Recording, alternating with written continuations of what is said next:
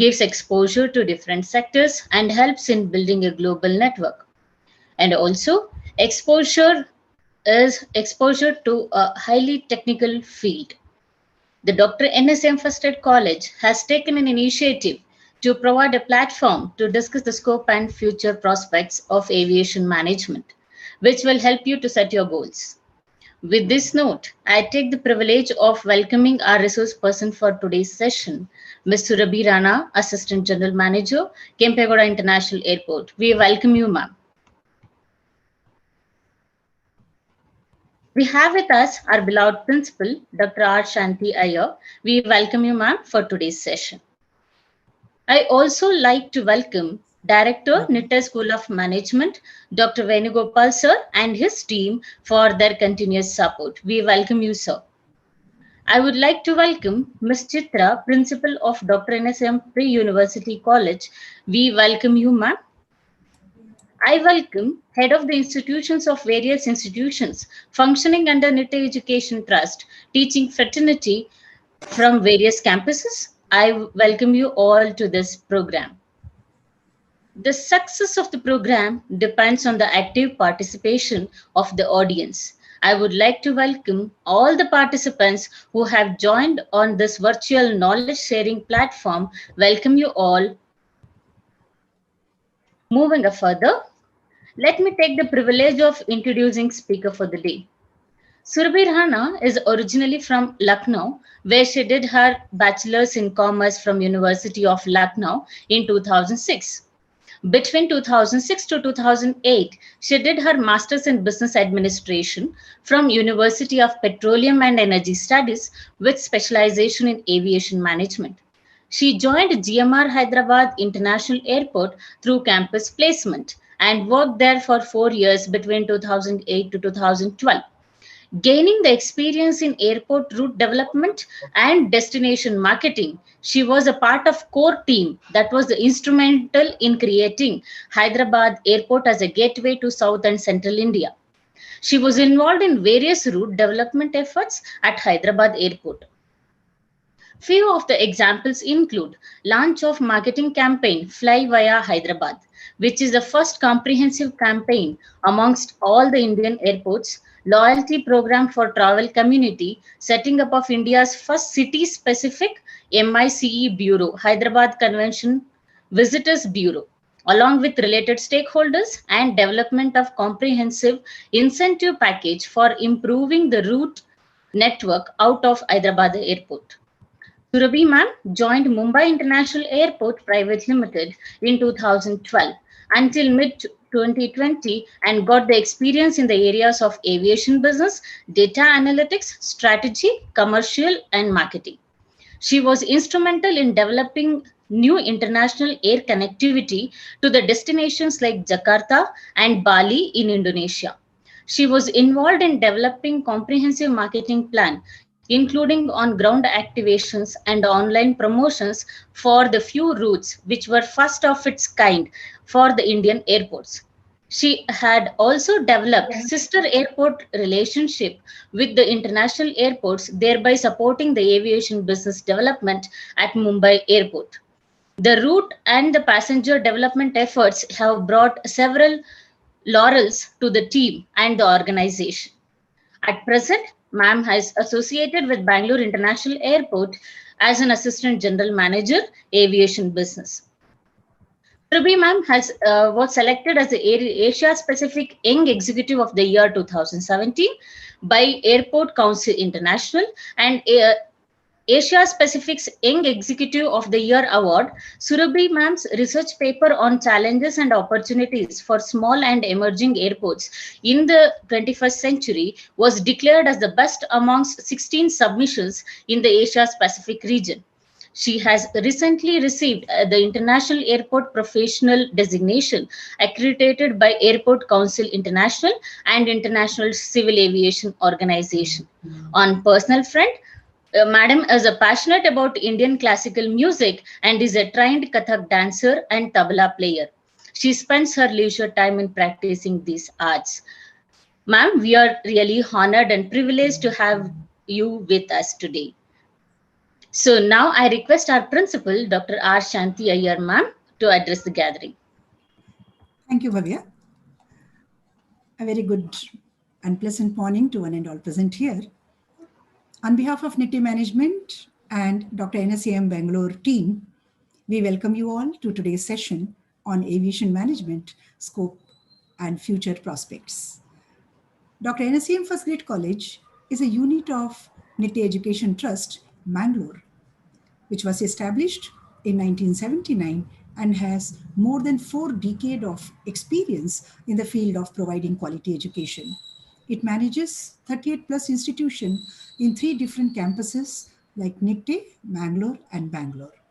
In Bangalore, the trust has 10 institutions catering to the education in various streams, of which we belong to Dr. N.S.A.M First Grade College, providing degree education in BCom, BBA, and BA. The college believes in not only establishing the excellence in academic standards, but also make students employable and responsible citizens.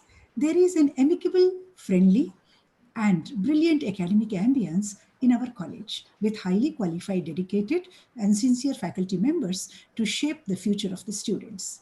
In addition to this, effective academic grilling at N.S.A.M contributes immensely to the success of the students. For me, aviation management has tremendous opportunities and scope these days. It involves managing the workflow of airlines, airport, or other businesses pertaining to aviation or aerospace industry by carrying out the day-to-day operations of an airport or an airline. Aviation is an activity of planning, designing, operating, and maintaining aircrafts and airports. It provides an overview of how the airports and airlines are managed worldwide.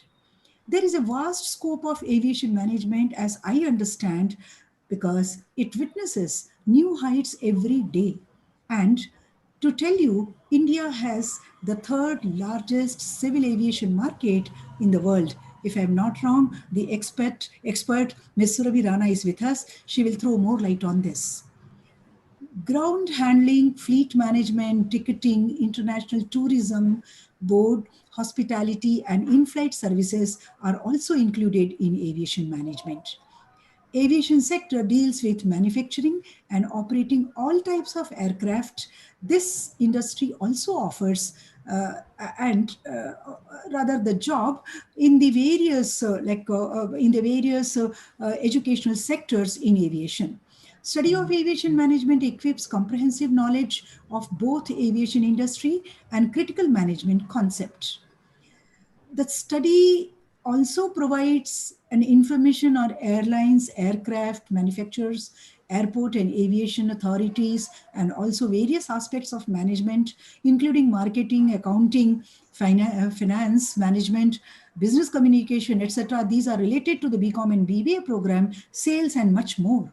The career in aviation management is very, very lucrative as the career brings stupendous growth and countless opportunities outside India also. Traveling across, I'm sure, across the world and getting paid for an undoubtedly the most satisfying job these days, I'm sure that you youth will agree to this. Now, to garner more information to us on this, we welcome our speaker, industry expert, Ms. Surabhi Rana. In presence of her, I do not think that we can take any more time between you and the speaker. I heartily welcome Ms. Surabhi Rana on behalf of N.S.A.M and N.I.T.I Management. And now over to you.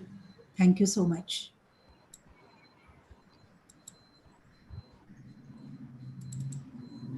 Yeah.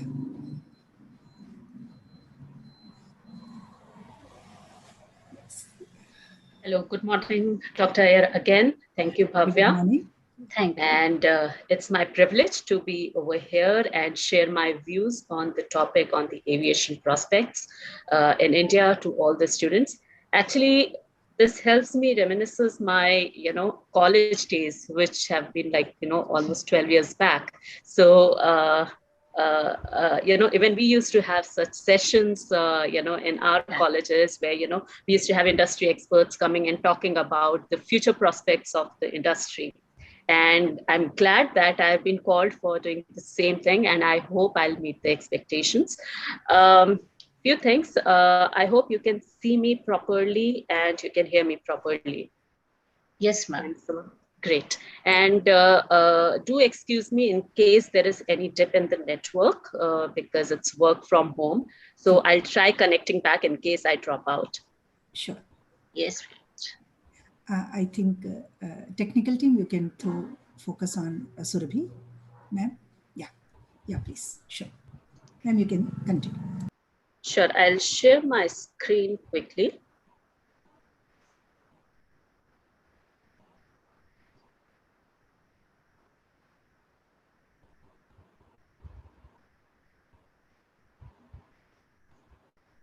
Just give me a second. Yes, ma'am. Sure.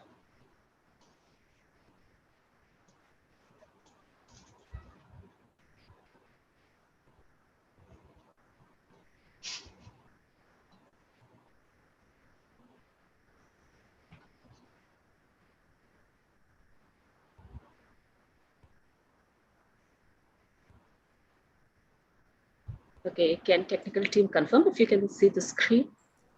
Yes, ma'am. We can. Great. So good morning again, and thank you for being part of this session. Like mentioned, I'm Surabhi Rana, currently working at Bangalore International Airport Limited as Assistant General Manager, Aviation Business. And I'll be taking you through some of the aspects on the scope and future prospects of aviation management and in India and in the globe in general. So basically what I have done is I've just categorized this interaction into two parts.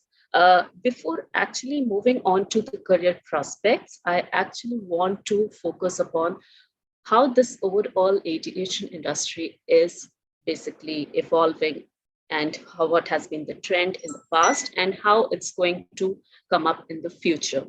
This will actually give you an overview of what are the various prospects that can help you grow yourself in this domain going forward.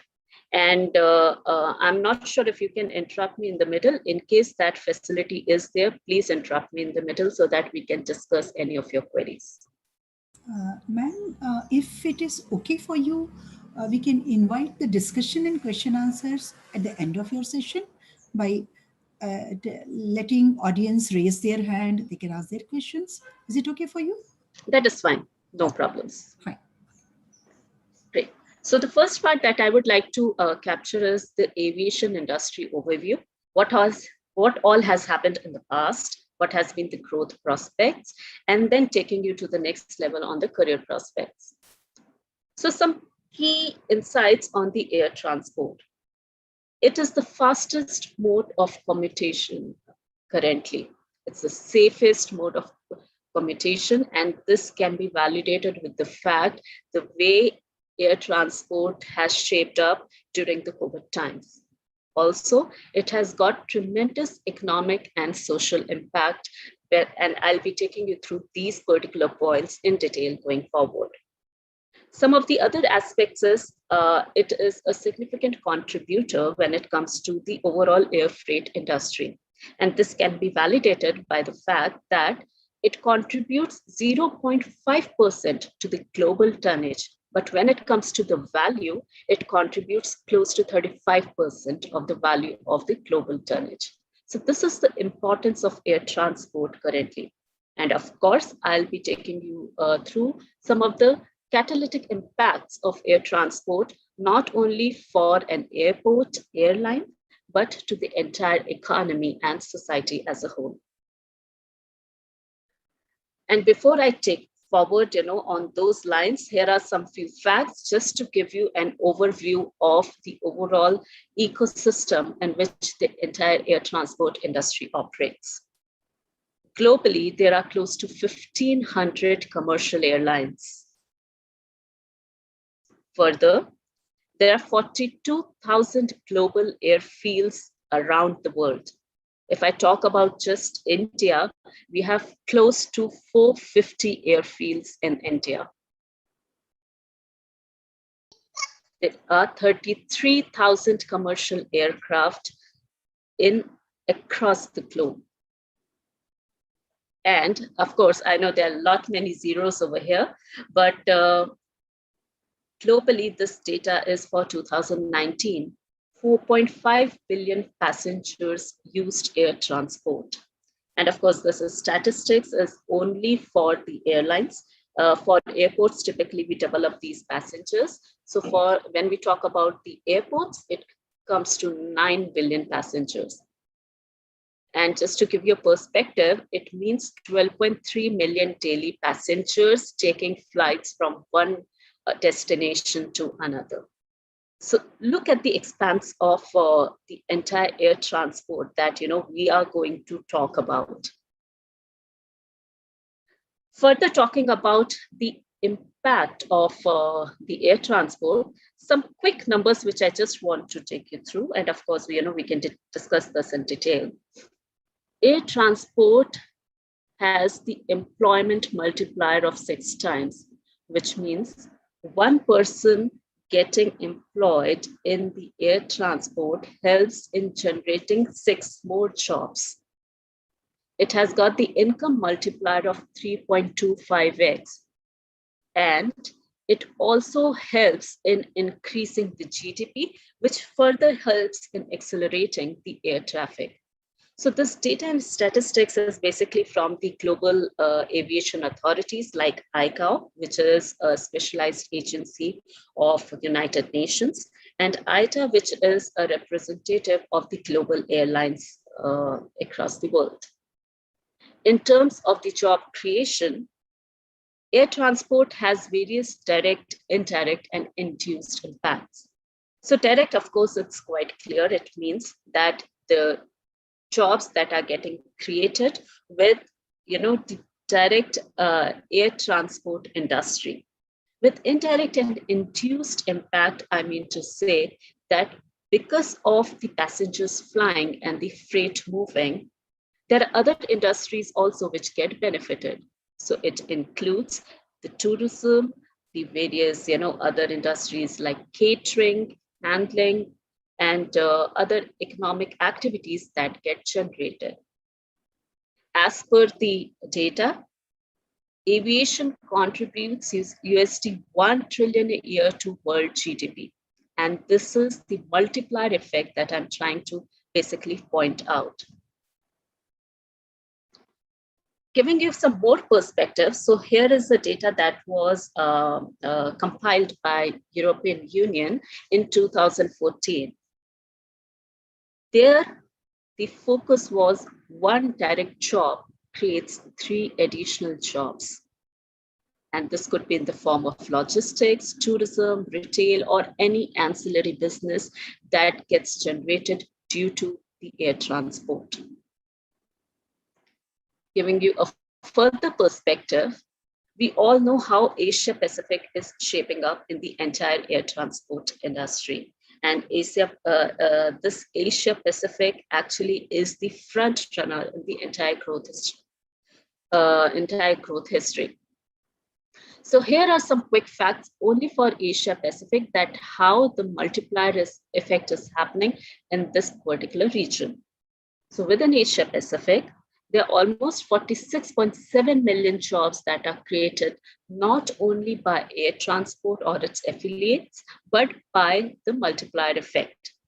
This results in an additional $944 billion of GDP that is getting created, and also resulting in an annual passenger of 1.7 billion, which represents 37% of global passengers, which I would like to point out is the highest across the globe. This also means having 12.8 million annual flights. With this perspective, I would also like to point out how air transport has actually benefited the overall Indian economy. So this is a clipping which I got from one of the news articles, and just look at the magnitude of the impact.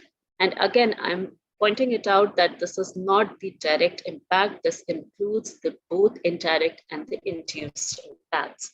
So the entire air transport helped in generating 7.5 million jobs with a $30 billion of gross value added contribution with a net contribution of 1.5% to the Indian GDP. And if I just take you through the individual impacts that has been created by the air transport sector in India, look onto the direct impact of creating 300,000 jobs. Actually, it's 400,000 jobs that have been created, followed by various jobs that have been created through the supply chain. And that's what I was hinting at in terms of the indirect and the induced demand.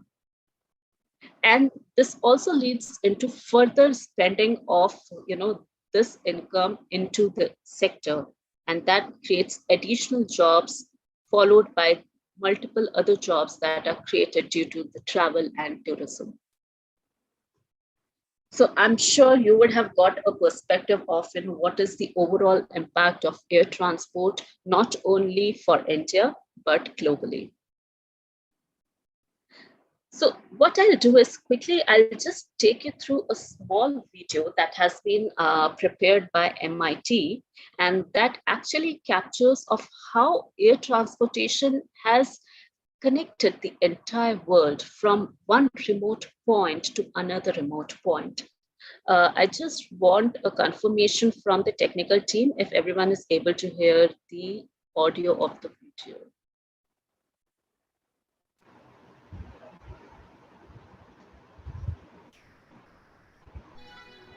Yes, ma'am, we are able to hear it. Great.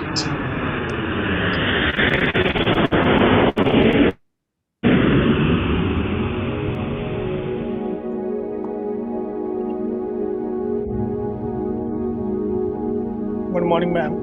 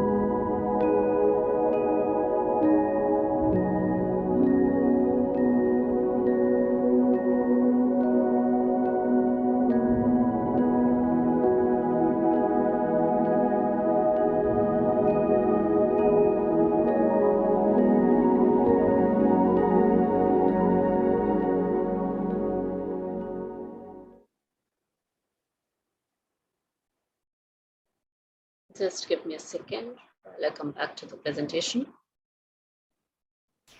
Sure, ma'am.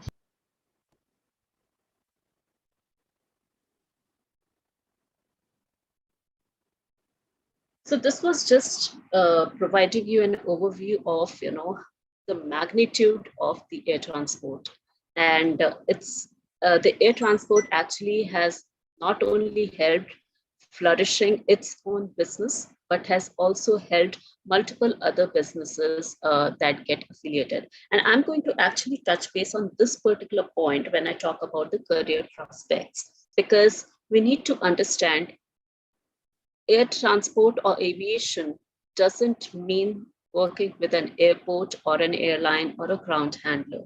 There are multiple other bodies that get affiliated to this entire air transport industry that help in contributing to its growth.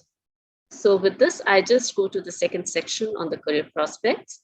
So here I have just created, actually I've taken this from one of the Indian airports report, that what are the various stakeholders for that airport. So as you can see, there are multiple stakeholders, but it's quite simple that there are passengers, there are the internal and the external employees, there are vendors, the suppliers, the fuel companies, there are various transportation providers, commercial concessionaires, cargo, logistics, etc. Now I take a step forward and take you through another slide. So this is the overall stakeholder mapping for the entire air transport industry. And if I just take you through the various elements, so we have got, the airlines. Again, there are multiple type of airlines. We have, the scheduled operators, the non-scheduled operators, air cargo operators, general aviation, etc. Then there are airports. Again, airports are categorized into various multiple categories. You have private operators, the public operators, general aviation airports, etc.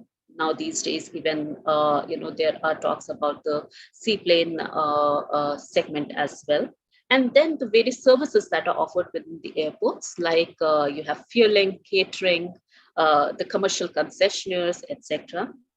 There are air navigation service providers.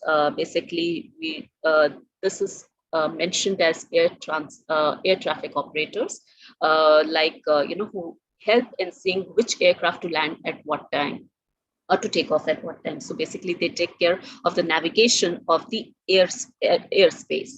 And then we have got the overall civil aerospace, basically the supply side of it, the manufacturing companies, the engine manufacturers, airframes, etc. Now, within this entire aviation sector, then we have got various other suppliers. Now, with the suppliers, I mean to say, like, for example, if we have got, say, the commercial operators at the airport or in the air transport industry. So now within that, there are various other suppliers, say, like your F&B operators. So the meal that we get on board inside the aircraft, it comes from one of the suppliers. The fuel that is supplied to the aircraft, it comes from a supplier. So that is the definition of the supplier side. Then we have got various other business services that get included into it. So like, for example, the software side of it, the various digital transformations that are taking place, the call centers, both for the airports and the airlines and various other facilities. And then it leads to various induced segments as well. So this induced segment includes basically the spends that are done by the people to help in basically taking care of various other services. So for example, I'm an employee in the air transport industry. I basically spend the money which I get in various other services. So it could be, say, buying the clothes in various F&B, my household goods, etc. So I'm in turn supporting various other industries to manage my household. So this is the induced impact that we talk about. And then there are various other industries which get impacted, which we talk about as a catalytic effect in the form of, the manufacturing industry, the labor supply industry, the environment, tourism, a very important segment, the international and the local trade that happens. So this slide basically talks about, what are those various stakeholders or the industries that get included as part of the growth of the air transport industry. Now I'm taking another step forward, and here you go. Very complicated, right? But this is again the magnitude of the air transport system. It is, like I mentioned, it is not linked to just one or two industries, say the airports or the airlines, but there are multiple stakeholders that get job or that get affiliated to the air transport system. So this entire stakeholder map has been taken from ATAG, and this actually explains in a very simple fashion what all and which all parties get included in the entire air transport network. So if I just pick up one segment of it, say for example, say I just talk about say airports. So like I had mentioned before, we have got various airport associations, direct airports which are there. There are regional associations, etc. If I just take you through the airline suppliers, which are again form an important part of the air transport system, you have got flight services, the fuel suppliers, you have got various financial services in the form of the insurances or the loans that the airlines and the air transport stakeholders get, various maintenance services, the catering companies, etc., etc. So effectively, there is paramount amount of connection to this air transport system, and to say that the air transport system hasn't touched any of the industries, it would be a no-brainer. Given this perspective, I'll quickly take you through some of the organization structures of the corporates. So basically what I have done is I have taken an example of an airline, which I'll be just showing you, followed by an airport and one of the airport services companies.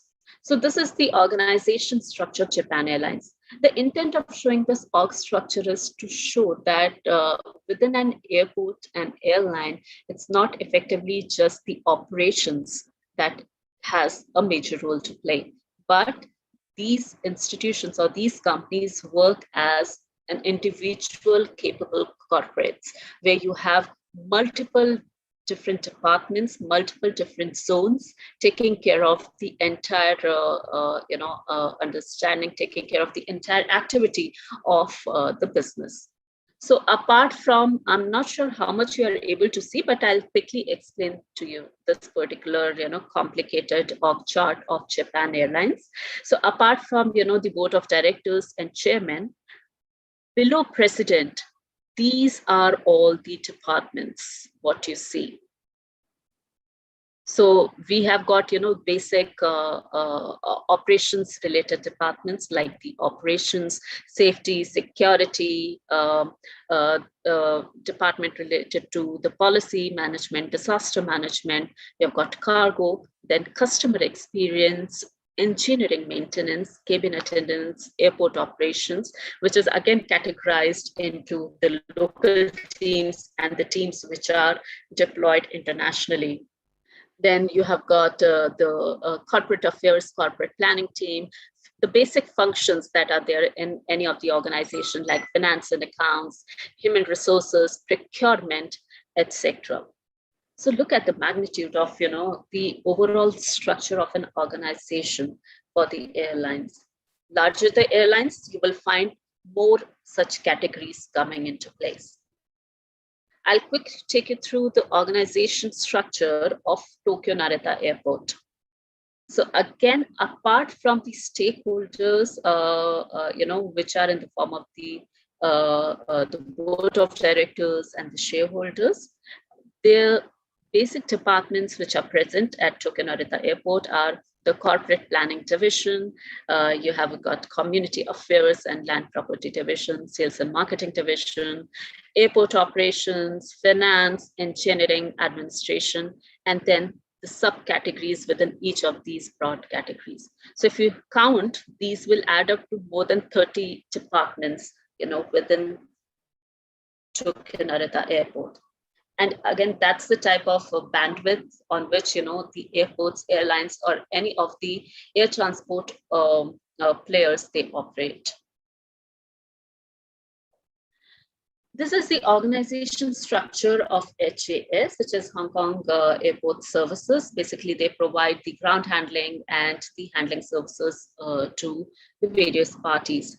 Though the image may not be clear, but again, the idea is to show that there are various departments within, even a ground handling company. Some of them are the routine departments, so these could be in the form of your HR, finance,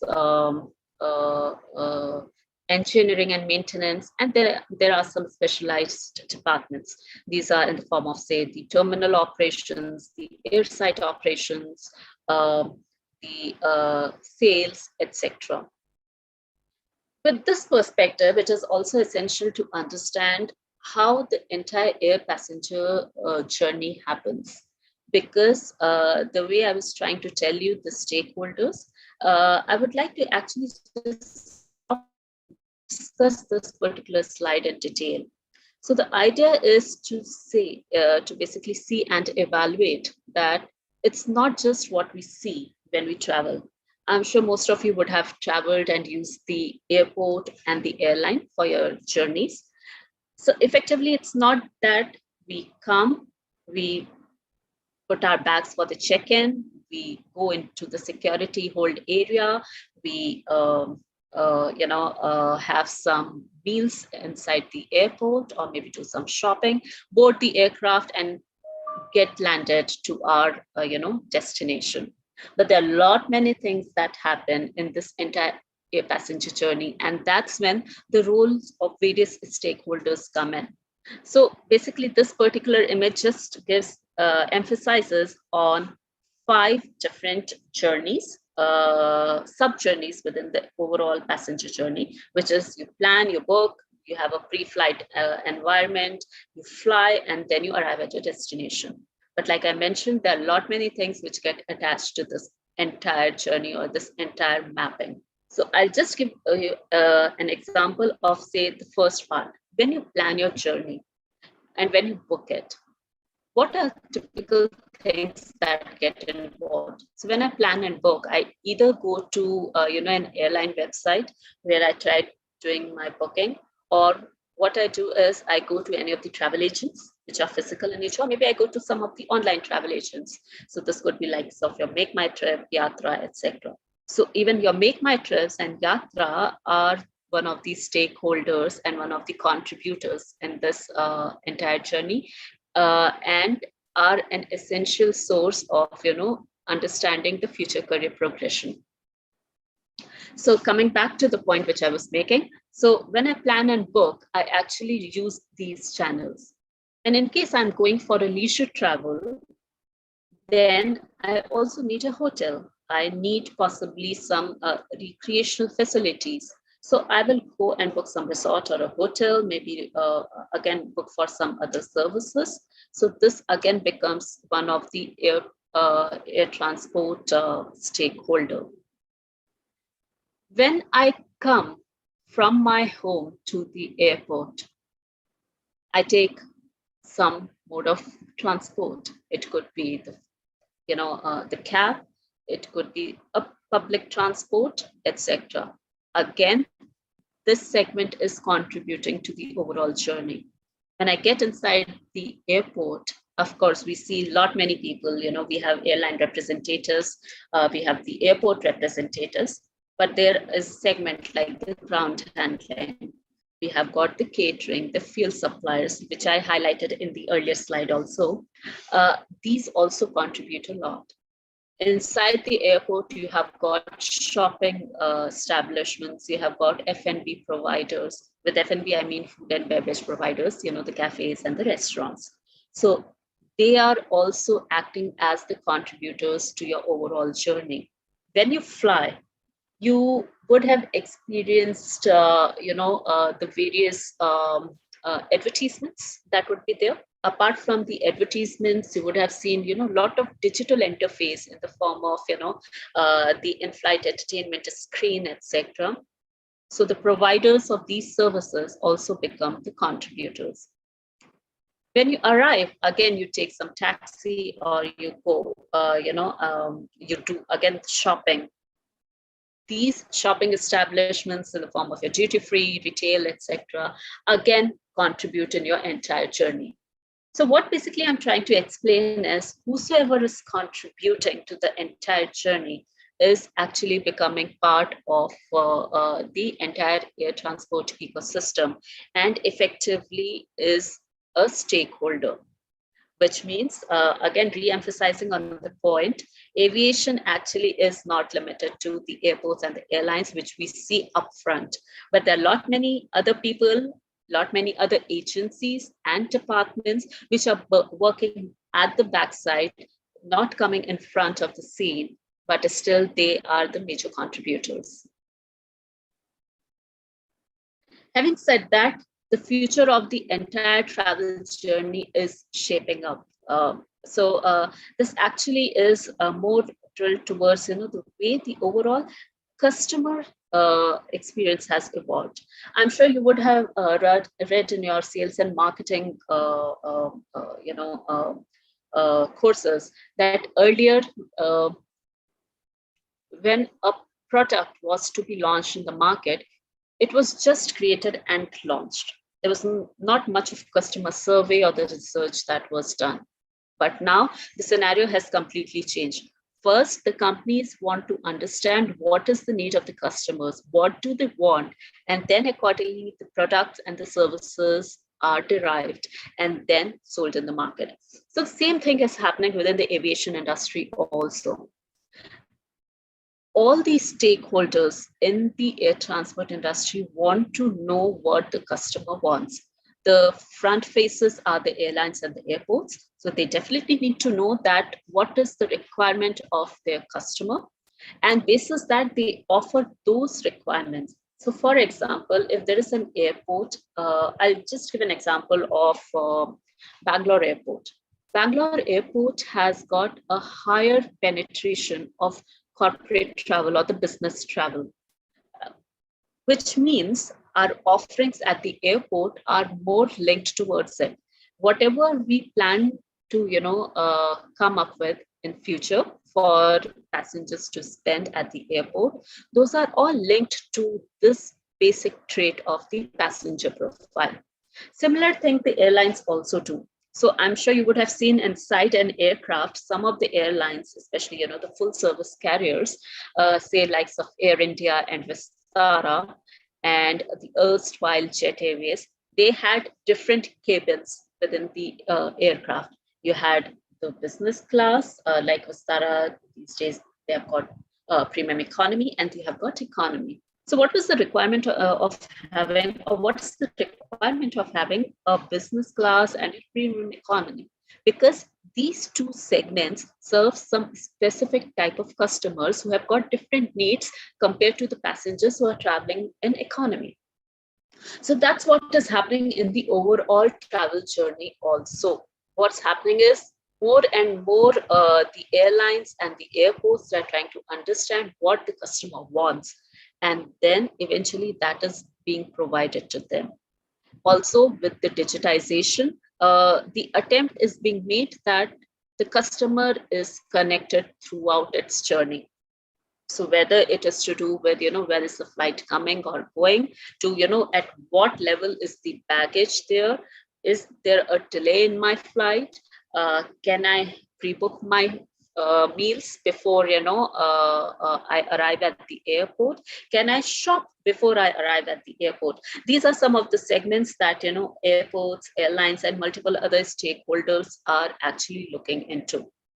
So the reason why I'm giving so much of detail on this future traveler journey is this is actually helping in evolving a different segment of stakeholders, which is focusing on digitization, on bringing in innovation to the entire traveler journey. So you have got lot many companies, lot many organizations that are actually eventually developing or providing such resources to the airports and the airlines. Moving forward, just a quick understanding on how the traffic has shaped up in the past and what type of importance the air transport is bringing on table.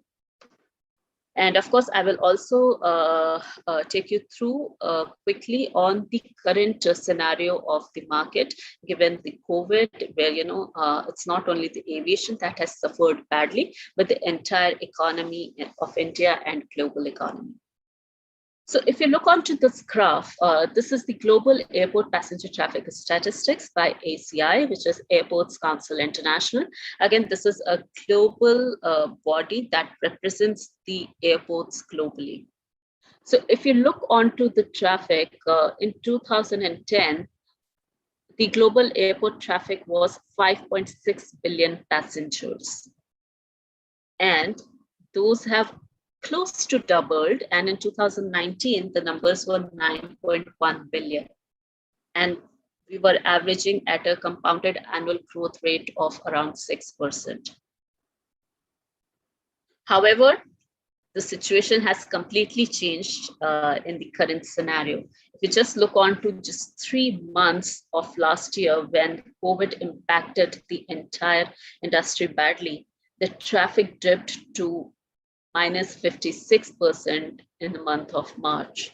And of course, though globally there are some markets that have revived slightly, but like say, for example, in India, we have again been hit by the second wave of COVID.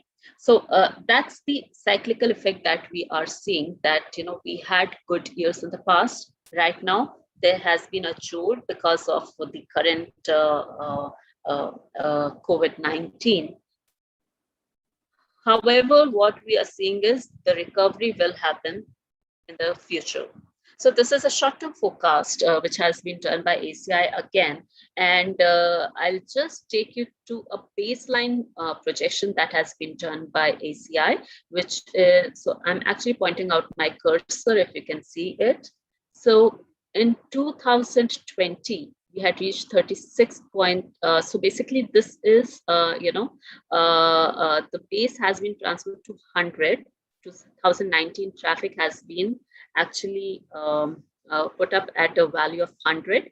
And then from 100, in 2020, we moved to 36.7, around 37 figure. And what we are seeing in the next 2 to 3 years, we may see a recovery. And by 2023, there could be a matching of the traffic, what was handled in 2019. So effectively, what I'm trying to show through the slide is, in short term, we are expecting that in next 2 to 3 years, there could be a slight recovery. However, this doesn't take into impact if there could be few more waves of COVID coming in, or there could be some other industry disruption. And that's the result where this pessimistic approach has been shown, where, the traffic will decline substantially. The recovery will be slower, and only after 2024, we can see some recovery in traffic. Just giving an overview of the long-term traffic projection, again by ACI. So what they are projecting is, in 2019, like I mentioned, the traffic was roughly around 9.1 billion passengers. We are expecting that by 2023, the global domestic traffic will recover. And international is expected to recover between 2024-25. So that's a type of recovery we are seeing. However, this has not taken into consideration the second wave of COVID that happened in India. And in case, the world is engulfed with another waves, then definitely the projections will change. So, however, having said that, the concept of providing, and showing this particular slide is that because of the current pandemic, we have moved 2 to 3 years back. And going forward, we will take some time to recover this traffic. However, the growth trajectory of the entire air traffic is substantial. It is a major, dent that has been created. But going forward in the long term, there is a lot of prospect that we see, and the revival will also be quite fast. Similarly, I'll give you a perspective of what's the overall air traffic growth that has been witnessed in India. So just giving you a perspective of the forecasts that had been made by various industry experts. So this is by FICCI and KPMG. So what has been mentioned is by 2040, India will touch almost 1,124 million passengers, which is almost 6 times of the passengers that were handled in 2018. This is the overall traffic of India. And of course, this is not a latest report. This was done 2 to 3 years back. And this question mark, why I have put it over here is, this is the period where we don't know how the traffic may recover. Possibly in February 2021, we all were assuming that traffic will bounce back. We actually saw a major recovery, almost 60 to 70% of the traffic got recovered. However, from March onwards, with the Delta wave coming in, again, there was a downward trend that we saw. Just to give you a perspective of how the traffic basically shaped up in the last financial year and a period before that. In financial year 1920, the all India traffic was roughly around 340 million. Because of the COVID impact in 2021, there was a 60% drop in the traffic. So that's the impact that we have witnessed. Though we are telling that as per the earlier projections that by 2030, India's traffic will triple. However, with this COVID impact, right now, the assumptions are that, we may just double up by 2030. However, everyone is having a strong faith in how this overall air traffic will grow. It's just a short period where, we are seeing this impact. But since we know that the entire traveling population is increasing, there are various government supports that are offered, the traffic recovery will bounce back strongly. In this slide, I would just like to throw some light on what are the current and the future trends in the Indian aviation industry that have shaped up the growth chart of this particular industry. And going forward, what are the other avenues that can be looked into? So the point which I just mentioned a while back, that there is definitely a robust demand. The working population is increasing. The level of middle class is also widening, which is further boosting the overall demand. And if I just take you through some key statistics, by 2038, India will need almost 2,400 new commercial airplanes. So this actually gives you some perspective of what I'm talking. And by 2024, this is the earlier projections, India was supposed to be the third largest aviation market. Of course, right now also we are talking about India becoming the third largest aviation market in the coming years. However, that will purely depend on the traffic recovery patterns. Similarly, there are a lot of investments that are happening in the entire aviation industry. So when I talk about the investments, there are a lot of Indian players which are coming. We have got the recent entrant is Vistara as one of the new airline. Then on the airport side, a lot of infrastructure development is happening. A lot of private players are coming and getting into the airport operations. The recent entrant again is Adani that had taken over 6 new tier 2, tier 3 airports in India, and recently also took over the operations of Mumbai International Airport. Government is also focusing upon creating this PPP model, which is public-private partnership model, wherein government will have some minority stake in the entire operations, but it will be the responsibility of the private operators within the airport segment to run the entire show. In terms of the policy support, at this point, I'll take you through in detail in the coming slides. However, a lot of liberalization has happened over here.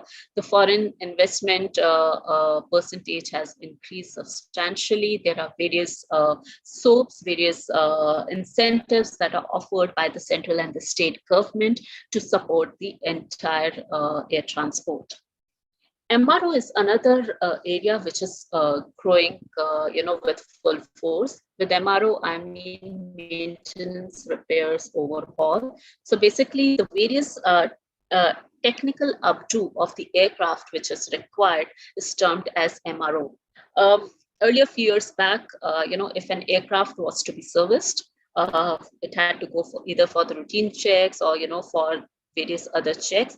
It had to fly outside India. However, India is developing its own capability, and the idea is that going forward, this is going to be one of the factors to accelerate the growth. Moving forward, further talking about some of the trends, there's further development in the non-scheduled airlines. So basically, non-scheduled airlines are the airlines that don't operate as per the schedule provided by the airport. So basically, you would have seen various, aircraft, the smaller aircraft more precisely, that come and land at the airstrips. Typically, they are considered as non-scheduled operators. And how it happens is whenever you want to fly, you can book that particular, aircraft, either the entire aircraft. The concept of per seat sale is also coming up nowadays. So that you can book the entire aircraft or just one seat and fly to your destination. So actually, this non-scheduled operations have further accelerated during the COVID period, when the scheduled operations of the airlines were curtailed, and those were operated in a very minimal manner. So you would have heard about, the charters. Actually, all those segments come under this non-scheduled operations. So I touched base upon, how the air traffic has recovered and what's going to be the future. So this is another trend which will fuel the growth. Water aerodromes, this is another segment which the government is focusing upon. So these are basically the seaplane operations, and effectively for accommodating these seaplanes, water aerodromes are required. So these seaplanes is not a very a new concept globally.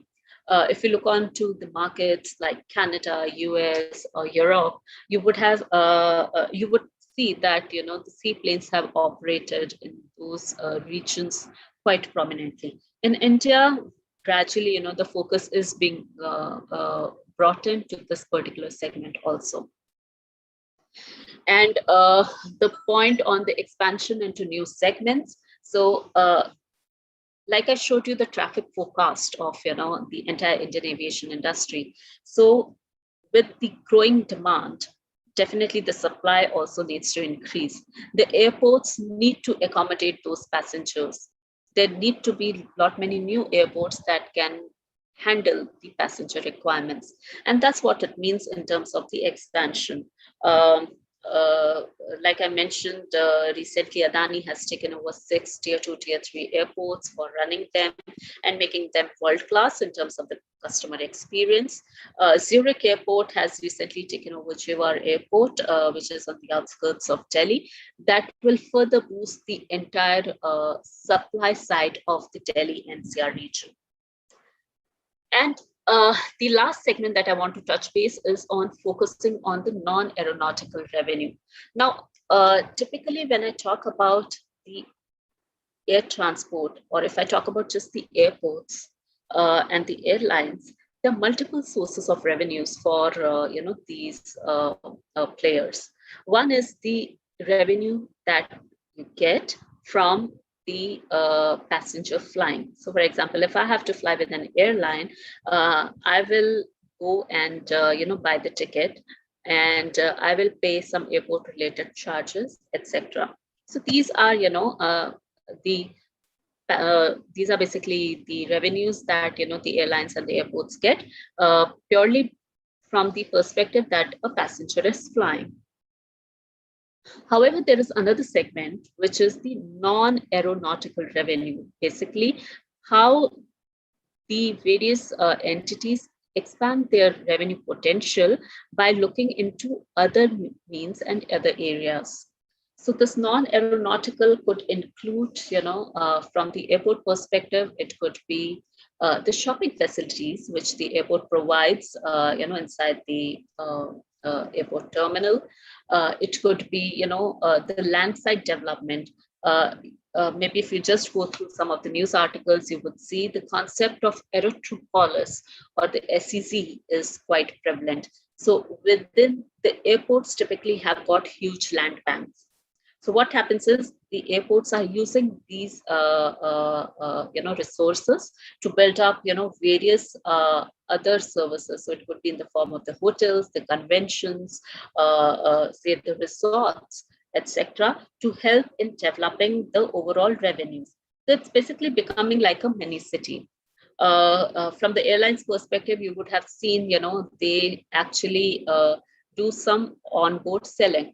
So when you fly, they actually ask you that do you want to shop something, especially on the international side, they do duty-free selling. So all this actually forms part of non-aeronautical revenue sources. So just to further focus on this particular segment, because this is one of the key trends that is going to change the entire future of the way the airports, airlines, and other entities are earning revenues. I would like to support this with an example. If you would have come to Bangalore airport, you would have seen, various shops, various food and beverage outlets, the cafes, and the restaurants on the outside of the airport. So this actually forms part of the non-aeronautical revenue. We would have seen a lot of development is happening, construction work is happening. Of course, something is related to the operation side of it. Another is basically constructing more hotels and various concert arenas, etc., to help in getting more revenue through other means. You would have also heard about Taj Bangalore, which is just outside the airport, which is another form of generating ancillary revenue or the non-aeronautical revenue for the airport. So effectively, why I tried explaining this particular point was that the revenue that an airport or an airline gets from the passengers is quite limited. But through this non-aeronautical revenue, the entire game is going to change in the future. Moving forward, I want to touch base on a very critical factor, a major milestone that actually happened in 2016 with the development of National Civil Aviation Policy for India by Government of India. This policy focused on how the air transport or the air traffic in India can be further fast-tracked. And before this, we never had any dedicated policy framework for the aviation industry, but this NCAP, that's what the short form of National Civil Aviation Policy is, helped in giving clarity to these various aspects. So if I touch base on the vision of NCAP, it says to create an ecosystem, and I've highlighted the key text, which actually are instrumental in fueling the overall growth. So it says to create an ecosystem to make flying affordable for the masses and to enable 30 crore domestic ticketing by 2022 and 50 crore by 2027. And also focuses on international ticketing to increase to 20 crores by 2027.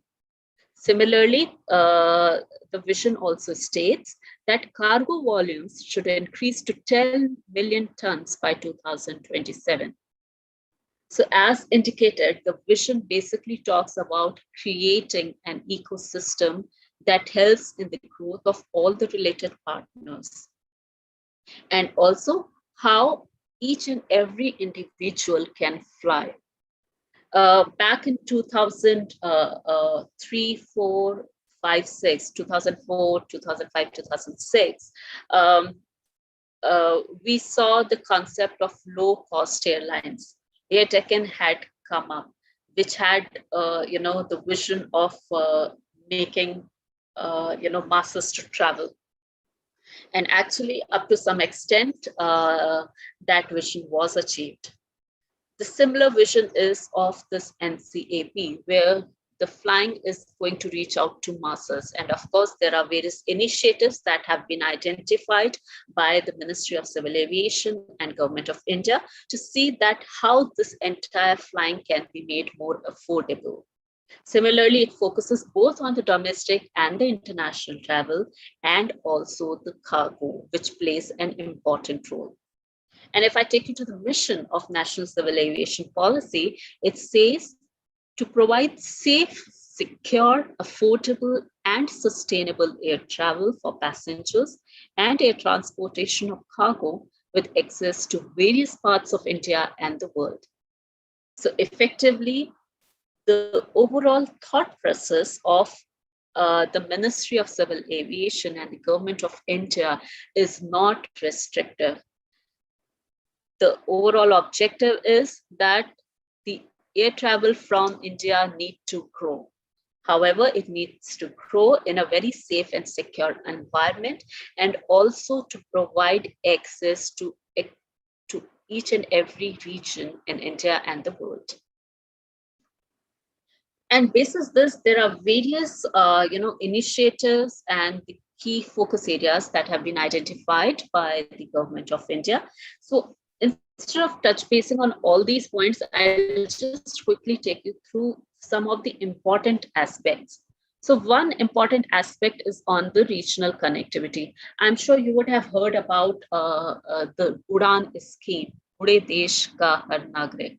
So effectively, the idea of this regional connectivity scheme that was launched in 2016 as part of the idea that was floated under N.C.A.P was how the various regional and remote areas can be connected by air.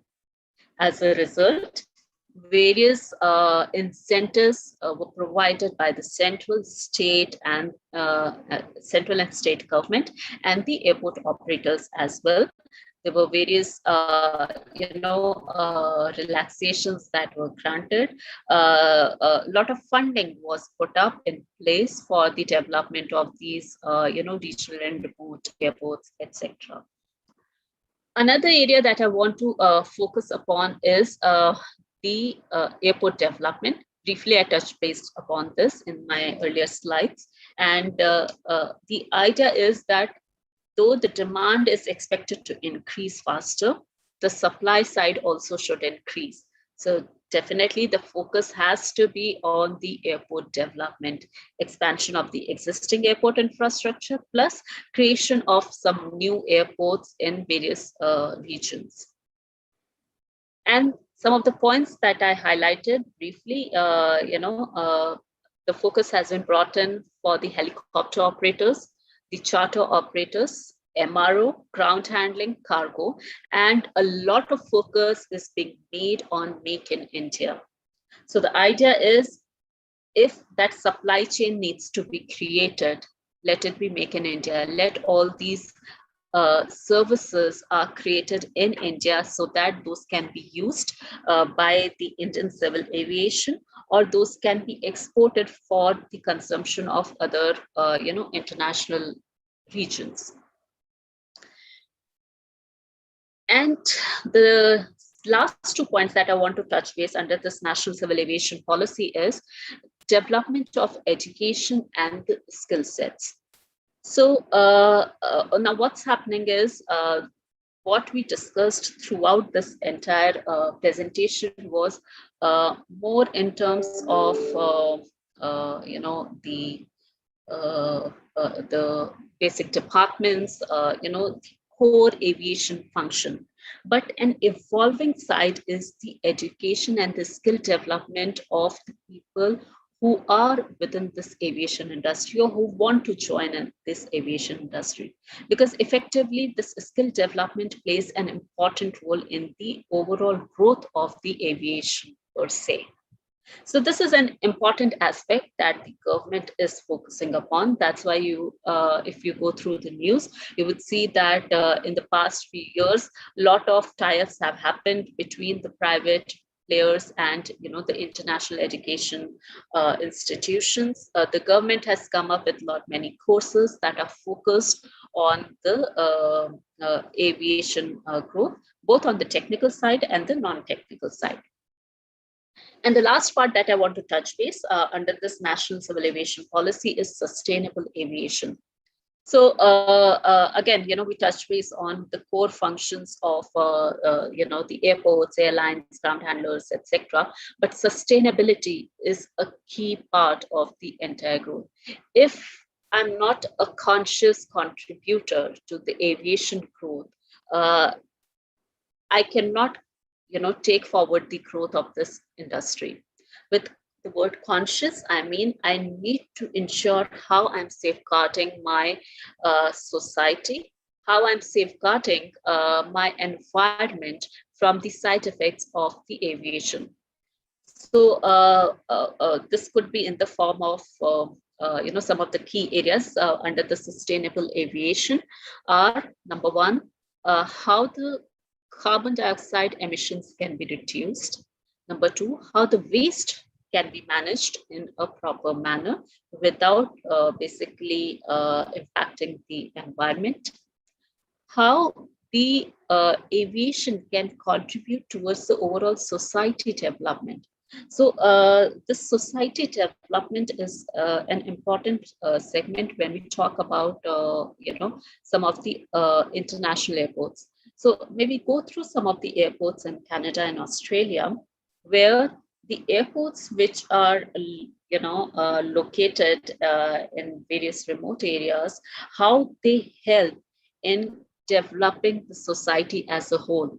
For example, I'll give you an example of Changi Airport. Within their airport premises, where the shops and the establishments are there, they have also dedicated some areas for the shops that offer the local the local food or the local art and craft of the Singapore. So basically, it's about how the support is given to the local businessmen. So that also forms part of the sustainability. So effectively, the sustainable aviation is something that gradually now all the aviation stakeholders are actually focusing upon.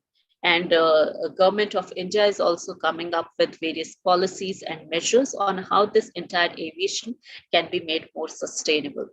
So this actually brings an end to the entire NCAP that I talked about. The idea of basically discussing this in detail was, though these are the initiatives of the Government of India, Ministry of Civil Aviation, but these initiatives are actually leading to the growth and development of multiple different industries, different corporates that actually are fueling the overall growth of air transport in terms of creation of jobs, in terms of creation of the skills, etc. And just one last slide on the future of aviation. And of course, this is something which, I would like you all to explore amongst yourself, that how will the aviation grow in the future? And what are going to be those individual focus areas that are going to shape up the aviation growth? What I feel is these are the four drivers of the aviation in future. Number one is growth. I showed you various slides on what type of forecast we are talking about. So definitely this industry actually talks about a lot of growth and a lot of potential. Digitization is going to be the key of this particular industry. like I mentioned, for a passenger, how a passenger wants to be connected throughout.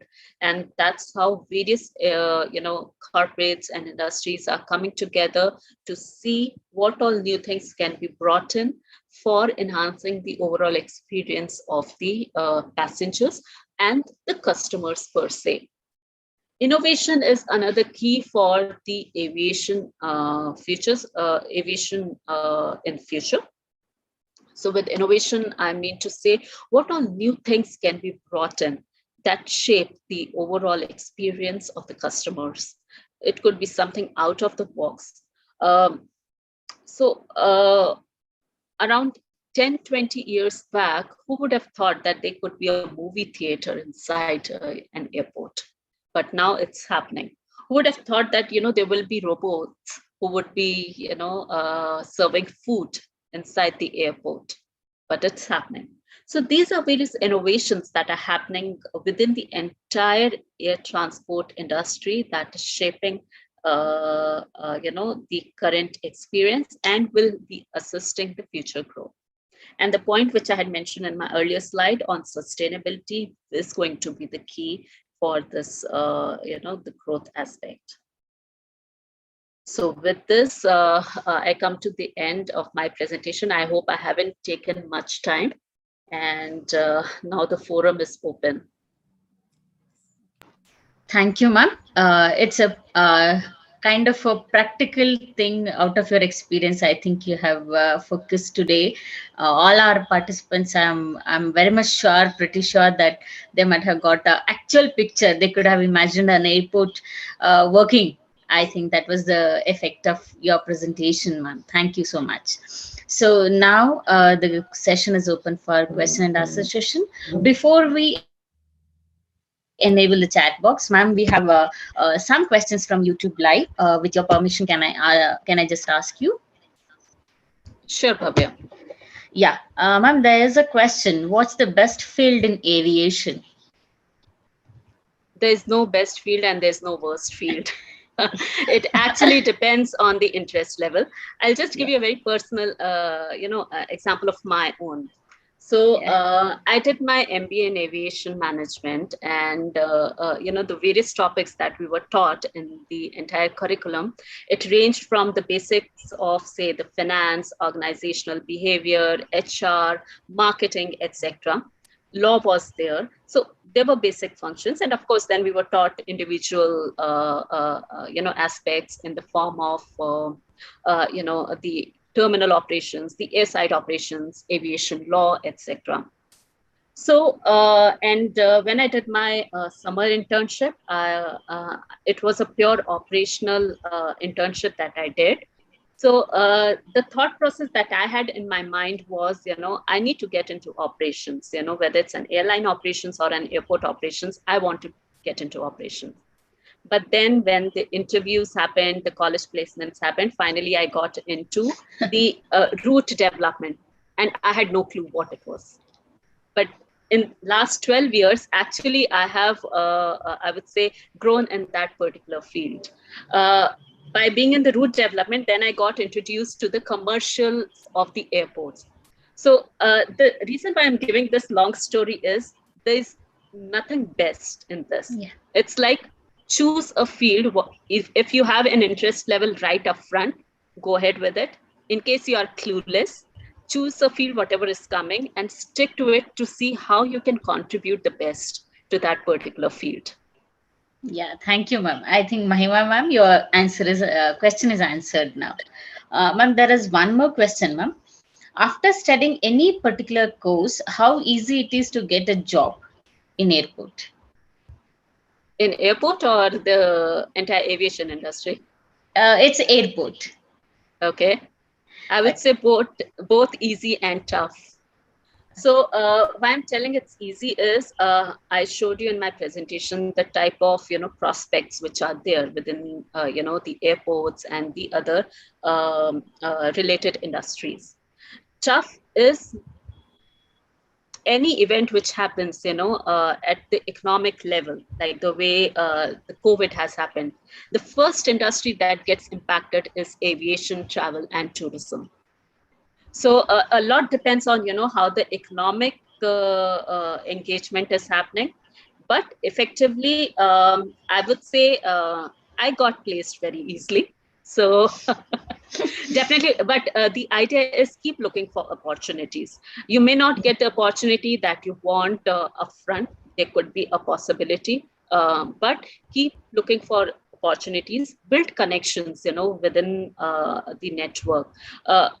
If it is possible, go for pro bono opportunities so that you get to experience a lot that you can further contribute going forward once you get a full-time job. Thank you, ma'am. Ma'am, there is one more question from Sorry, YouTube. Bhavya, I'll just Yes, add ma'am. to this. Yeah. For the students, in case you're pursuing your career in the air transport, uh, go to these websites of ICAO, International Civil Aviation Organization, ACI, which is Airports Council International, IATA, International Air Transport Association. Go to these websites because they keep on placing lot of opportunities for the short-term internships, various programs for the young executives, etc. So that will actually help you in further grooming yourself. Okay, thank you, ma'am. Thank you, ma'am. Ma'am, there is one more question from YouTube Live. Mr. Malav, what kind of jobs will be available for the students who have completed BBA in aviation management? So Manav, right? Yes, yes, Manav, ma'am. hi. So, Manav, I'm sure you would have seen the presentation indicating that there are multiple stakeholders within the air transport. So, for a BBA, it could be, with the airline, it could be at the ticketing area, it could be, in, their sales and marketing side, it could be in the route development, it could be pure operations also. When I talk about the airports, it could be in, as the customer service executives. It could be, again, in the various other departments of the airport, could be, again, the marketing. It could be finance also, in case you come up with that background and you have some, earlier exposures with the finance side. It could be HR as well. So these are some of the opportunities within the airlines and the airports. Like I mentioned, there are multiple other stakeholders in the form of ground handlers, the catering companies, the shops and establishments. So all those also throw up some opportunities for, whether it's a BBA or an MBA. Yeah, thank you, ma'am. Ma'am, there is one more question from a student. Like, if I'm not a BBA aviation student, what are the opportunities that I can get it? Actually, I cannot answer upfront because it depends, what's been your background. So like I mentioned, within the aviation, there are generalized fields as well. So you have got marketing, you've got HR, finance, procurement, engineering, maintenance. These are very generalized fields. Of course, the concepts are linked to aviation, but it's still, a non-aviation personnel can also fit into these fields. Yes, ma'am. Thank you, ma'am. Ma'am, one more question from student. Difference between airport and aviation management. Airport management is specific to the airports. Aviation management, as I had shown in my slides, it actually covers the entire air transport, which includes your airlines and the airports and other related stakeholders. Yeah, thank you, ma'am. Ma'am, there are some few questions in the chat box. Those are from the YouTube live. So I'll just check. Uh, I'm interested to work and touch base route planning and development. Can I join a job after completion of BBA Aviation Management? So I have a question to this particular student, if he or she has got any experience in this field. And, of course, this needs to be discussed in detail. Upfront, I cannot say a yes or no to this. Yeah.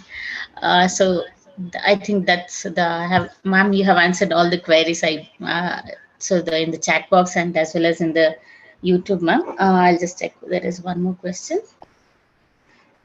Hello, ma'am. Good afternoon. There are diploma in aviation for about 6 months and the course with BBA for 3 years. So, what are the job opportunities based on duration? I think, ma'am, she wanted to ask you like if she has done a diploma along with the BBA management, is the opportunities are more? I think that was the summary of the question. Okay. I want to understand which diploma is the student talking about because Diploma in aviation, ma'am. Okay.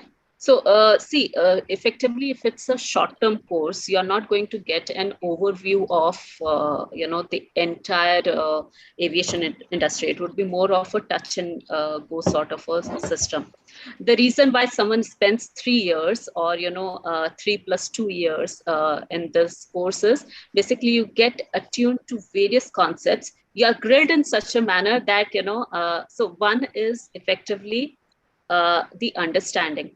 Another is how are you going to work in a corporate environment? Because in a corporate environment, it's not just the knowledge. There are multiple other things that get involved. How much how can you be doing the multitasking? What how much pressure can you handle? All those things basically are taught in a 3 plus 2 years of course. So effectively, the idea is 6 months will tell you, okay, just a brief about the aviation. But within the corporate industry, frankly speaking, this has been my experience. You need to be the jack of all trades. Yeah, And that's yeah. what is taught in a 3-year course or a 2-year course. Yes, very true. Ma'am, there is one more question, ma'am. How does the skill development courses help the students for aviation career? For example, NSDC certification programs. Okay, it does help because what happens is this skill development program keeps on grooming you. If you want to handle something in the future, or even if you don't have anything concrete in your mind at this stage, but it keeps on grooming you and keep you updated about whatever the developments are happening at present. Like for example, few weeks back I took a short-term training with Airports Council International. So effectively, even being in the corporate, you need to keep on updating yourself, what's happening, what are the new concepts that are coming in that help you in the future.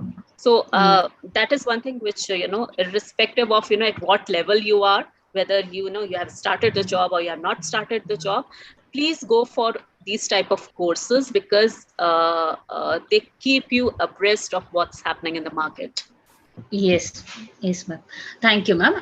There are few people who want to ask personally questions to the ma'am, and I think technical team can take care of it. Can you just raise your hands, participants, so that Yeah, you can unmute yourself? yeah. Good afternoon, ma'am. Hi, good This afternoon. this is Janardhan, faculty here. Just I would like to ask this question on behalf of our participants here. Is there any scope for becoming entrepreneur in this field? Yes, definitely. And that is something even I have been contemplating for quite some time because I'll give the example. Uh, I was part of the commercial team in my earlier job, and that was the time when I used to interact with lot many entrepreneurs, lot many organizations that were single-handedly run. So definitely there is a lot of a scope in becoming the entrepreneur, but of course, there could be various aspects to it. Upfront, some of the points that come to my mind is like I talked about, showing the various benefits of air transport. Tourism is one area, where a person can become an entrepreneur and, possibly contribute. Labor supply is another area that is an important aspect. There are various facilities and services offered at the airport. For example, there is I'll like to give the example of one of the new concepts that has come up in Indian airports, and that's like pick and drop of your luggage from the home. So in case you are traveling to to the airport, you may not carry your luggage with you. This is an entrepreneurial, innovation that has been done by one of the companies, wherein they have come up with this concept that they will provide this service, this entire supply chain. So these type of new concepts definitely come out, leading to entrepreneurial concepts. Thank you very Thank much, you, ma'am. ma'am. Thank you very much. And one more question: what are the ancillary units of aviation industry? Of course, you have mentioned in your talk also. Could you elaborate one or two? Sure. Ancillary So units? what I'll do is, for this ancillary revenue, I'll just again categorize basis the various stakeholders of the aviation. So if I talk about the airport, for the airport, the ancillary services or the ancillary revenues would be in the form of, the shopping establishments. One segment is that the retail, the duty free, which is there, lounges, you have foreign exchange, you have other passenger services. So like, for example, I was giving the example of this uh, organization that has come up with this luggage service. So that becomes an ancillary revenue for the airport operator. Then you have got various recreational facilities, entertainment facilities that have been, put up for the customers. Need not be the passengers in entirety. The car parking, etc. Then I mentioned about how the airports are basically developing their real estate infrastructure, where they are coming up with, the convention centers, the wedding venues, hotels, etc. For the airlines, the examples of various ancillary revenues would be the onboard shopping that they are providing, the various offers that you see on the airlines websites in terms of, the tour packages. This is a new concept that has come up, few years back. So basically, airlines are also providing the entire customized tours for the passengers instead of just restricting themselves to the ticket sales. So this is a form of ancillary revenue for them. They are basically collaborating with various other entities to, provide more enhanced experience. So it could be in the form of, uh, say the hotels. It could be in the form of, the foreign exchange, etc., so that they get a cut to that. So definitely these are some of the areas where, airlines are expanding in terms of the ancillary revenue generation. Thank you, ma'am. I think the sir's question has been answered. Technical team, can we unmute Aisha? Aisha. Hello, ma'am. Good afternoon. Aisha, Yeah, good Aisha, you afternoon. can ask question, Yeah, please. ma'am. As how the aviation industry, travel tourism industry have got affected by this pandemic, what do you say the aviation industry in the future? I mean, the post-pandemic time, will it boom? Yes, definitely it will boom. So, okay, I'll not talk about the last 2-3 months that have happened, but I'm sure you would have definitely read about this concept of revenge tourism that came up towards the end of 2020. We all were so frustrated sitting at home. We just wanted to travel. So it's like there is sufficient demand. Why, this has gone down is because of the various restrictions, because of the fear that is instilled amongst the traveling population. But gradually, with the vaccinations coming in, this fear is going to go down. Of course, you may not see the same type of interaction, the same type of, environment, say within the aircraft or within the airport, but there will be a lot of travel that is expected, especially to the various virgin routes. Say we saw that how countries like Maldives and all, they flourished during the COVID period. So definitely we see a boom, a much stronger rebound as soon as the situation improves. Right, ma'am. Thank you, Yes. ma'am. I have one more personal question. It may sound so personal. Mhm. So, ma'am, you have completed your MBA in aviation management. From where did you qualify this? So I did it from University of Petroleum and Energy Studies. It was based out of Dehradun. Okay, ma'am. Thank you so much. Thank you, Aisha, for your question. Can we unmute Sindhu, ma'am? Technical team. Yeah. Siddha ma'am, you can ask your question, please. Good afternoon, ma'am. Hi, Sindhu. Myself, Good Dr. afternoon. Sindhu. It was a very informative session, ma'am. Thank you for the same. My Thank question you. is this BCom and BBA graduates, do they have scope only in the entry level or executive levels also, ma'am? Will they have a career growth? See, there will be definitely a career growth, but if I actually want to answer the first part, see, what happens is if you do a generalized program, see, I also did my BCom, but after BCom, I did my MBA in aviation management. So effectively, I got into a management role, but the joining position was executive, and gradually then I grew over there. But if you just do a BCom, prima facie, it's an entry level job that one gets. And frankly speaking, it depends on, the contribution made by an individual, how they want to shape up, what type of, enthusiasm and, proactiveness they show for the career growth. But typically, at a much mature level, organizations, they look for some sort of experience, some sort of some sort of experience that they can then depend on the particular individual. So to answer in short, definitely for a BCom and all, entry level is something that is mostly preferred in the industry. Thank you, ma'am. If I have to tell that, than BCom, if they are very much specialized, that would be better for the students to get into this industry. Is that right, ma'am? It would be easier. It would be Yes. easier. But like I mentioned, that there are a lot of generalized fields also within the aviation industry. Like for example, say the finance. If someone has done the BCom, we do have, a lot many people who have joined the finance team after doing a normal, bachelor's in commerce.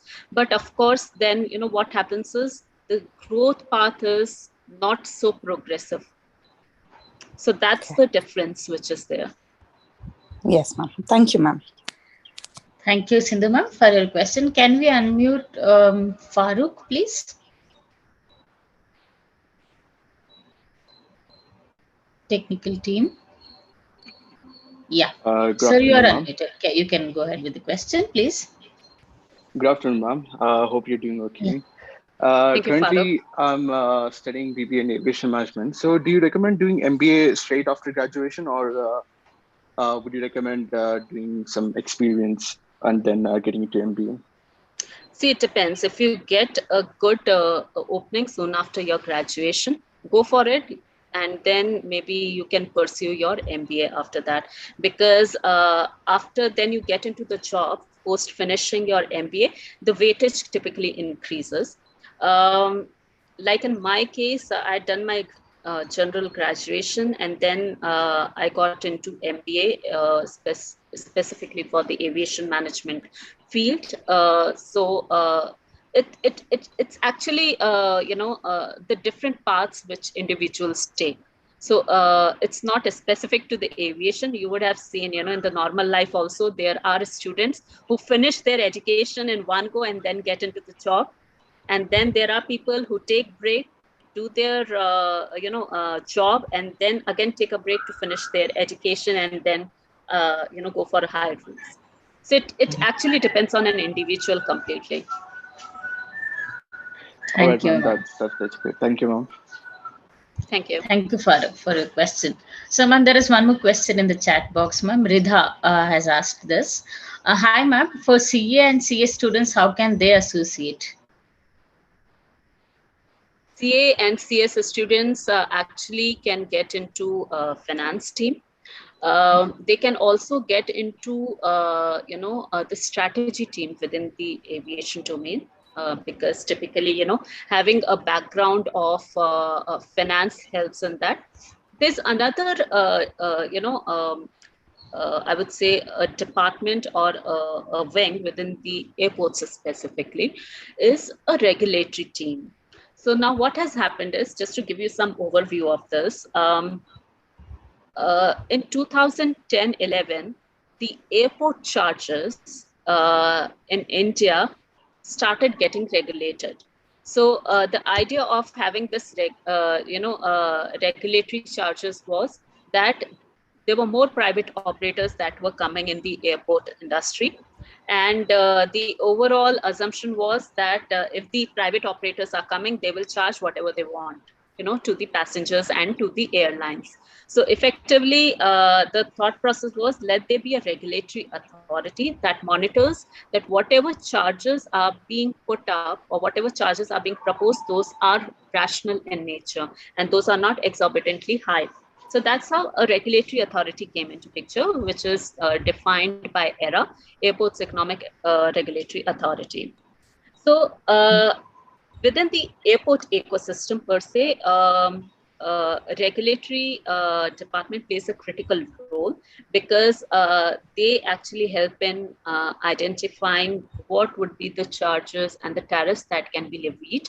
They assist in the entire process of, handholding the organization and act as a middleman between the regulatory authority and the organization and finalization of charges. And here, a lot of coordination is required with the internal teams as well. So that is another area. And similar type of aspect comes from the airline perspective also, where, the finance and other teams do need CAs and the CS. For the CS specifically, company secretary is another area that is defined. So yeah, these are some of the options. Thank you, Mar. So I think we have come to an end of the session. That was wonderful interacting with you, ma'am. I think the same with our participants too. Now I invite Sandhya, ma'am, to propose vote of thanks. Sandhya, ma'am. Ma'am, please unmute yourself, ma'am.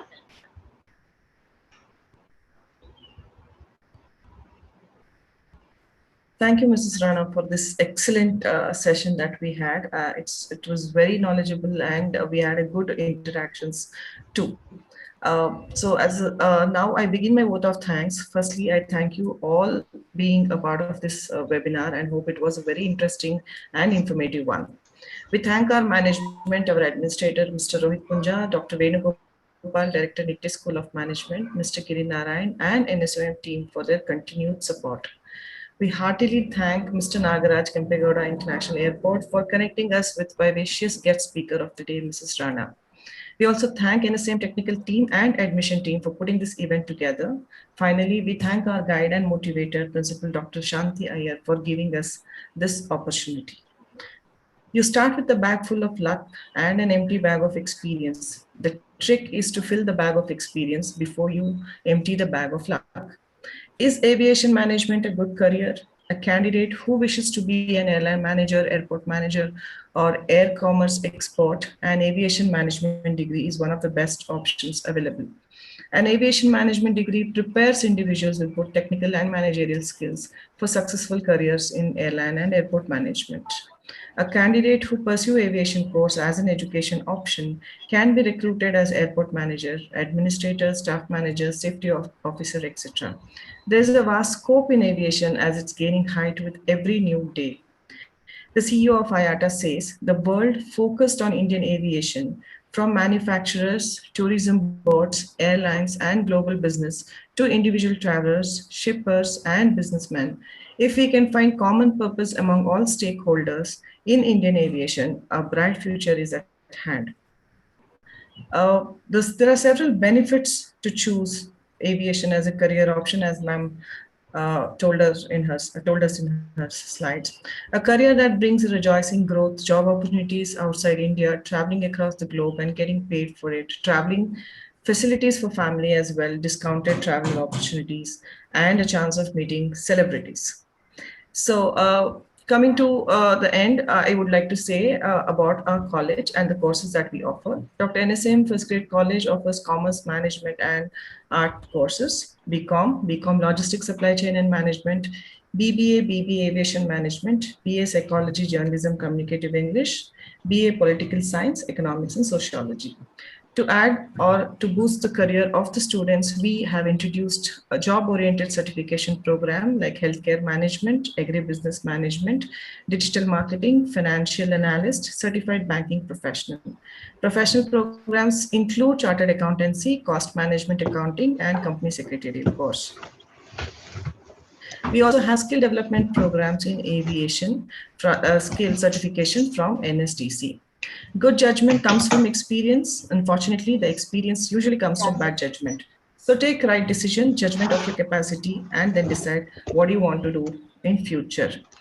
Dear students, your wings already exist. All you have to do is apply. Thank you. Thank you, Sandhya ma'am. That was wonderful. Vote of thanks. So now I would request all the participants. You can see the feedback form in the chat box. Please do fill the feedback form. So wonderful. Thank you, Rana ma'am. It was wonderful listening to you, and it was wonderful interaction. So thank you. Thank you. Thank you. I'll just take a moment to thank you, Yes, Dr. Iyer, Sandhya, and Bhavya for coordinating. Thank you very much. It was lovely being part of this session. Thank you so much. Thank you, ma'am. Thank you. Thank you, Miss Rana. Very nice Thank you. to associate